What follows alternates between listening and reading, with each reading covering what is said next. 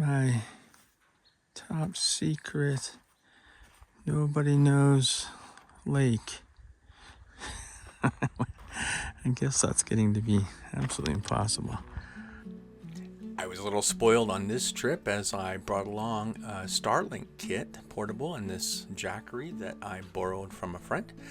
And boy, I'll tell you, when you're 5 days in the bush unconnected, it is kind of nice to drop into the cabin in the evening and watch a little Netflix or some of my favorite sport fishing on the fly tying videos. Anyways, quick setup, quick and easy. Then I can get ready to have some lunch before I jump out on the water and do some scoping. If you follow my show, you probably know that I like to dehydrate my own meals like a week in advance before I head out. It just makes things so much easier to make a really nice hearty meal when you're out on the lake like for 9-10 hours a day. Super delish. Ah, delish. Love the dehydrated foods. All I do is pre-cook everything, and then I dehydrate them separately, and then I vacuum seal them in a bag, ready to go. Easy peasy. Well, just out on a new lake. Very similar to the other little lake I used to go to. Thought I would be alone, but showed up and there was 4 or 5 boats out here. A couple of them have left, so there's only a couple people left. They said it's been tough fishing. There was a dry fly hatch 2 days ago. There was a odd chronomid fish caught on a chromie today. So right now I've just got a couple of my lineman plugs down, as I normally do, and troll around and map out the bottom. They were all fishing at the other end. The wind's been blowing this direction, so they were just trying to get out of the wind, but I want to get an idea of what the bottom looks like because I just crossed 75 feet of water. This is a deep lake. I'm marking some fish here down in 25 feet of water. So I have full sinking 6 weight on here, and I have 70 with the whole thing out plus another 10 feet.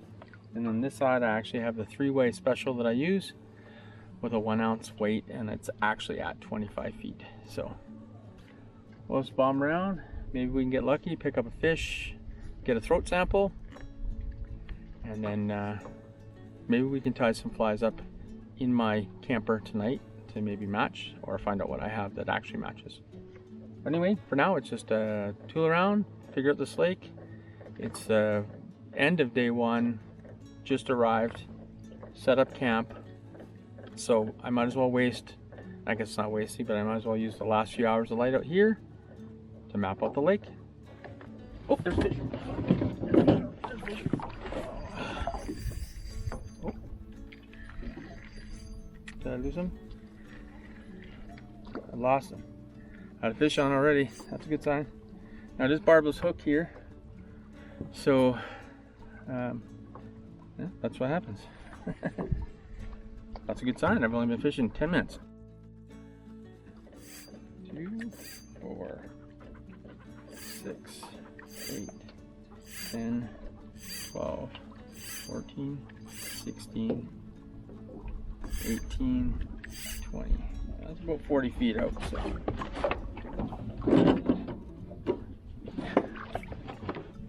Not bad. Can't even do an intro with a little fish. I'm pretty stoked.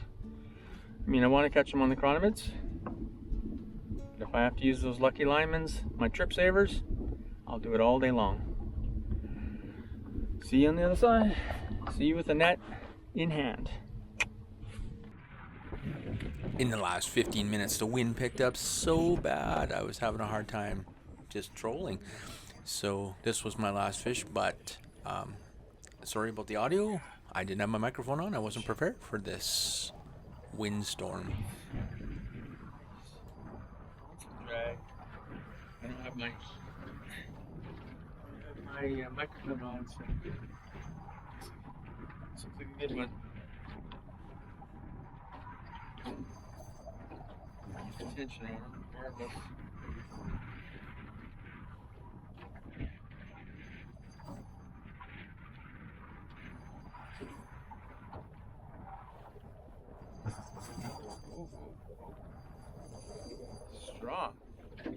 Super strong fish. Holy. That's a good fight right there.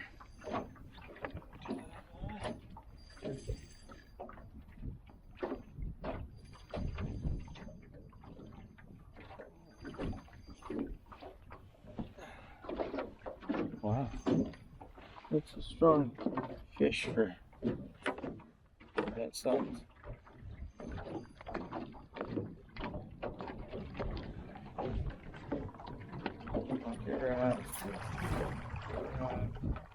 That's a banana. Whoa, whoa, whoa. Freaking out here. Freaking out. Where is it?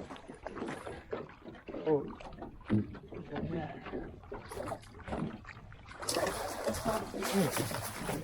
Oh. It's that fish. Okay. There we go. Harmless hook, pop right out. Show you this fish with my hands. Hopefully, get a decent picture of him. These are slippery. Really? Get back in. Thank you. Nice.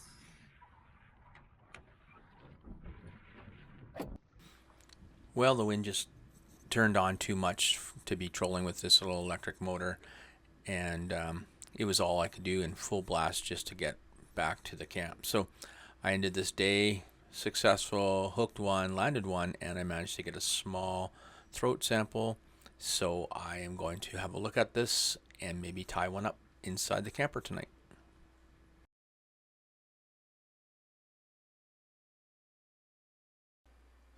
The samples I got were very large, so I started with a number 12 hook. I just tied in some blue dun to get started, and then I put on a small piece of window tint, and then I wrapped it all the way back down and then back up and built up a little bit of a taper, and then I wrapped the tinsel forward, tying that off, and then I used the black wire for some ribs. I also had a black tungsten bead on for the head, and then I whip finish with my hand because I couldn't get my whip finish into my kit here, or I forgot it, I can't remember. And then I just finished it off with a little Sally's hard as nails to finish it up, and then cleaned it up with my scissors, and I guess that's the best I could match. And here's what the samples look like and the hooks that I finished up, and they worked great on the deep water. Okay, good morning. I'm Scott from Realistic Outdoors. Today we're out on a small caribou lake. It is now 53 degrees. It's 6 degrees out this morning. The wind kind of finally died down. I'm gonna try and do a dangle on this side, just deep water chronomid fishing. We are in 32 feet of water. I see fish showing up around 22, 23. So what I'm gonna do, I'm gonna put a weight on my fly. I'm gonna measure to the bottom, mark my line, bring it back up, and then get that chronomid right back down to that exact spot. Stay with me and we'll get that started. Well, that was the plan, of course, but I waited and waited, and the temperature rose, and I changed depths, and I changed flies, and nothing happened. So I got impatient and started trolling.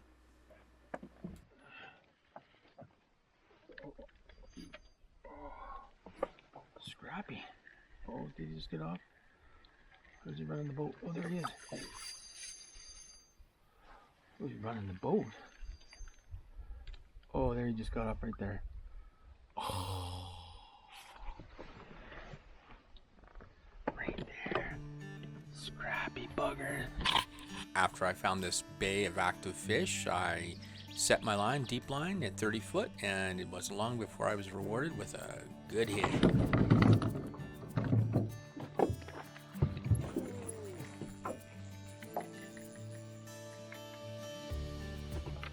Whoop, whoop.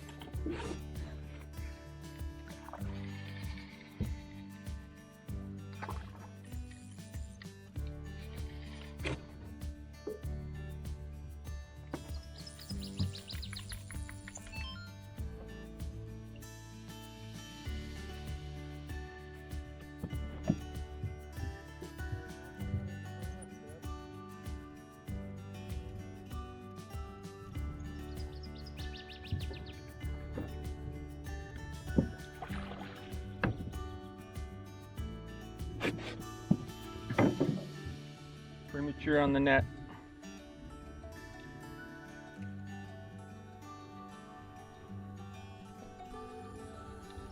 Good colors in this one. Yeah, very pretty.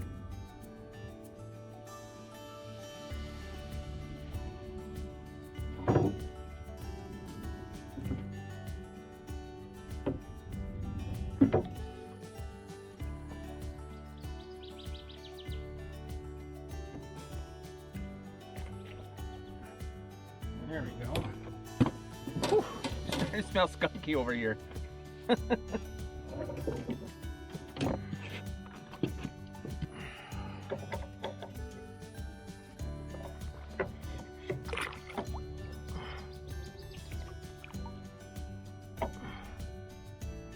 There you go, bud.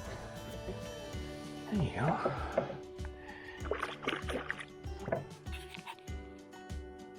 Here's a quick shot of this fish before I let her go. That's a pretty one. And again.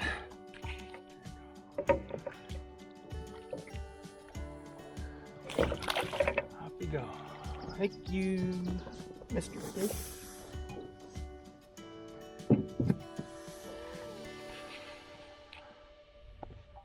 Finally, on the deep line.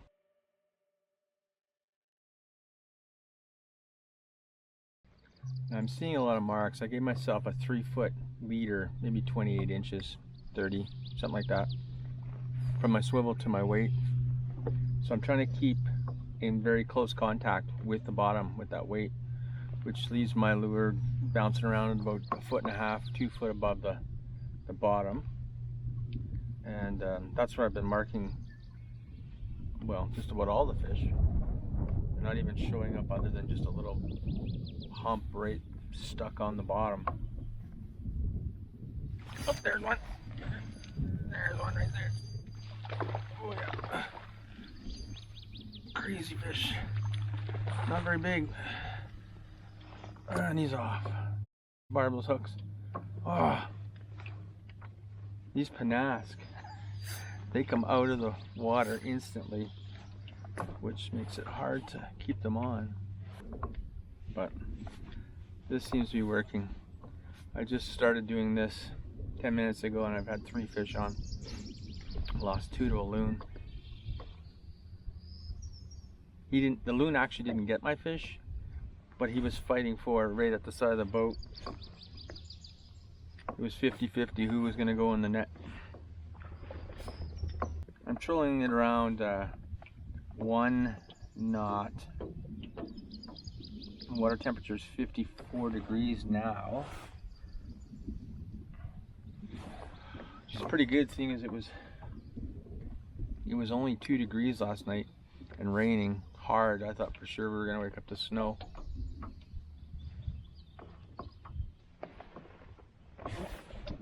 Fish on this rock.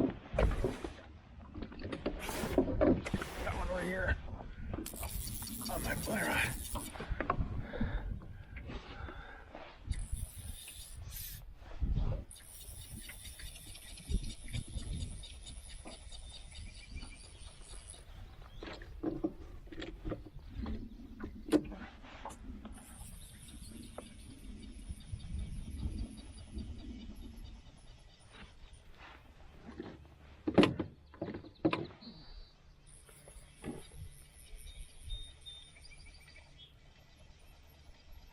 He hasn't jumped.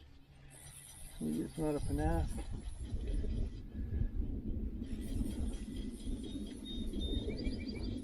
No, he's certainly not big.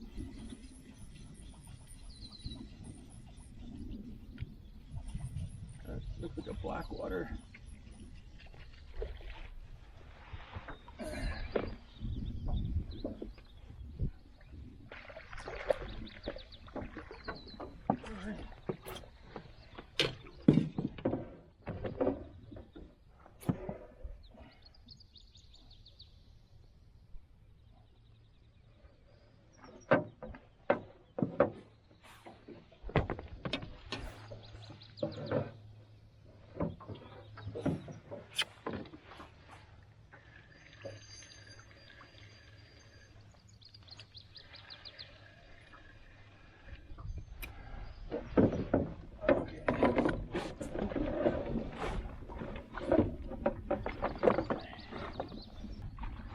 Put you back in the water.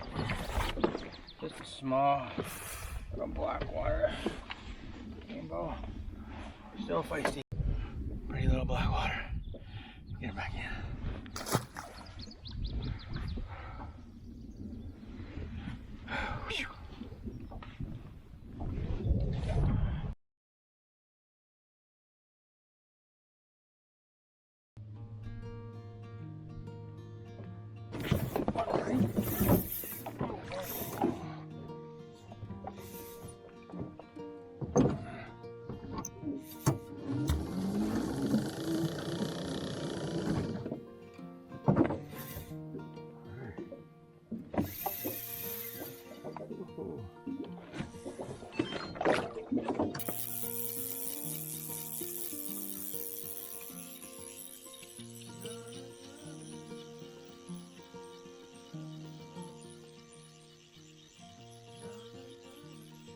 What do you got? I can't feel them anymore. Did you get off? You swim in the boat? What the heck is happening here? Feels like it's got some weight to it.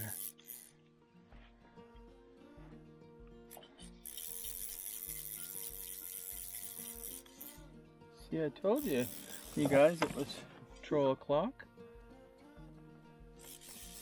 Now, whoa, whoa, whoa, whoa, whoa, I haven't seen him, but there's a nasty loon around. I don't see him right now, thankfully. Whoa, whoa, there he goes into my backing again. This could, whoa, this could be the one we were waiting for.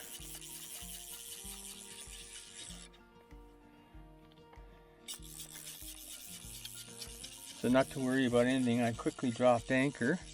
Nice to have that quick draw anchor on the bow. Oh, is he running the boat again?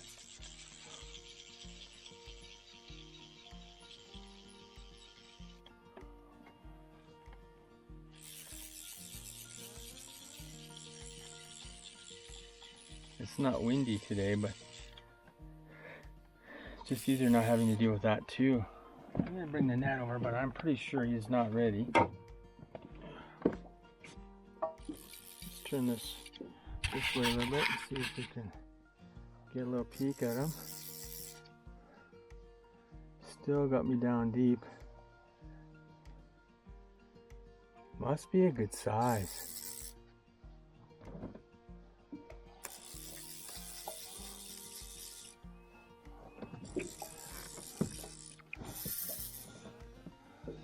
The water is clear, but he's under the boat now, so I can't quite tell. See with that anchor. Oh man.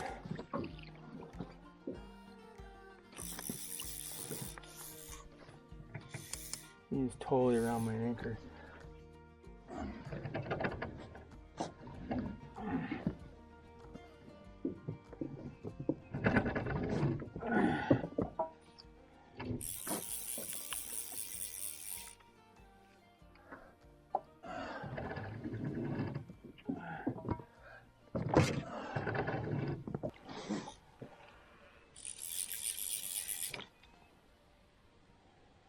Still around my anchor.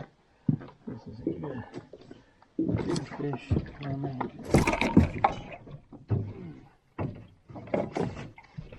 Yeah, there he is. Around my anchor twice.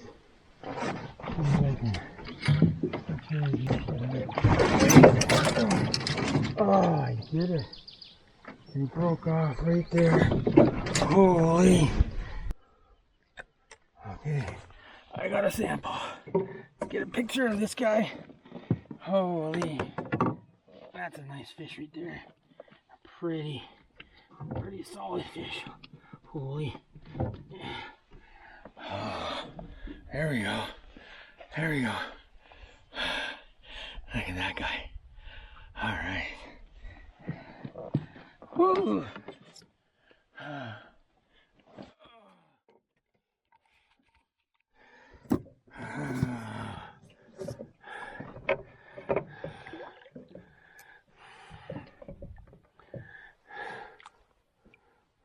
Take your time.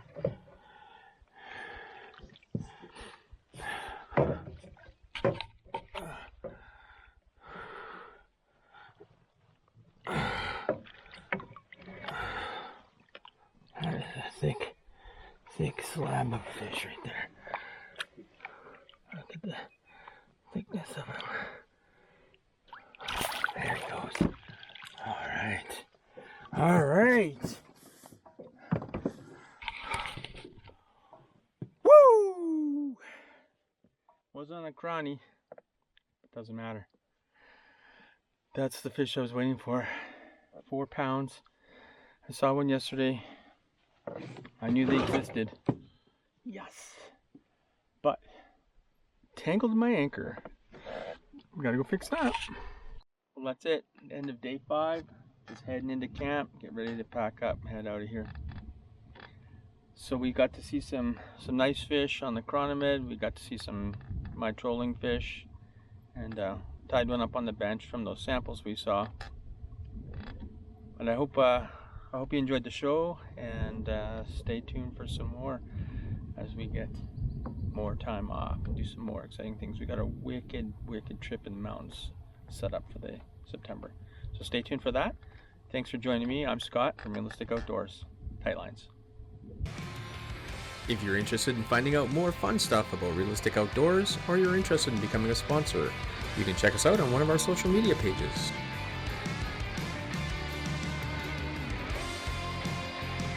If you're a guide or a lodge wishing to showcase your services on Realistic Outdoors, shoot us a message. We'd love to hear from you.